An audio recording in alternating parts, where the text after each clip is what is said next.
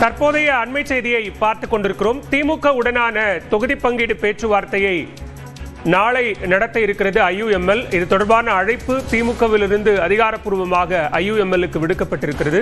கூடுதல் விவரங்களோடு இணைகிறார் சிறப்பு செய்தியாளர் கோகுல். கோகுல், வழக்கமா திமுக உடனான கூட்டணியில தொகுதி பங்கீட்டு பேச்சுவார்த்தையை தொடங்குவது IUML தான். அந்த வகையில முதலாவதாக IUML-க்கு அழைப்பு விடுக்கப்பட்டிருக்கிறது. விவரங்களை பதிவு செய்யலாம்.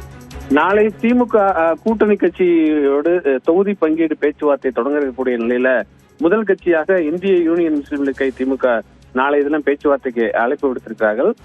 திமுக இன்றைய தினம் தொகுதி பங்கீட்டு குழுவை அந்த கட்சியோட பொருளாளர் TR பாலு தலைமையில 7 பேர் கொண்ட குழுவானது அமைக்கப்பட்டிருக்கிறது. அதே போல IUML சார்பில் IUML தலைவர் காதர் மைதீன் தலைமையில 5 பேர் கொண்ட குழுவும் அமைக்கப்பட்டிருக்கிறது.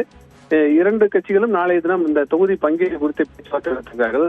தொடர்ந்து திமுக கூட்டணியில பல ஆண்டுகளாக IUML இருக்கக்கூடிய நிலையில முதல் கட்சியாக IUML-க்கு அழைப்பு விடுக்கப்பட்டிருக்கிறது. கடந்த சட்டமன்ற தேர்தலில் 3 தொகுதியில் போட்டியிட்ட IUML 3 தொகுதியிலும் தோல்வியடைந்த நிலையில இந்த முறை கூடுதலாக தொகுதிகளை ஒதுக்க வேண்டும் என்ற கோரிக்கையோடு நாளை தினம் பேச்சுவார்த்தை நடத்த இருக்கிறார்கள்.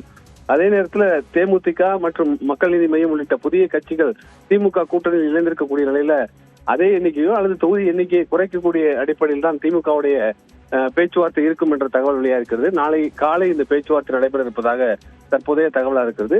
முதற்கட்டமாக IUML-ஓடு திமுக தொகுதி பங்கீடு பேச்சுவார்த்தை சுமூகமாக முடித்து ஒப்பந்தம் கையெழுத்துவதற்கு வாய்ப்பு இருப்பதாகவும் தகவல் சொல்லப்படுகிறது. பாலா,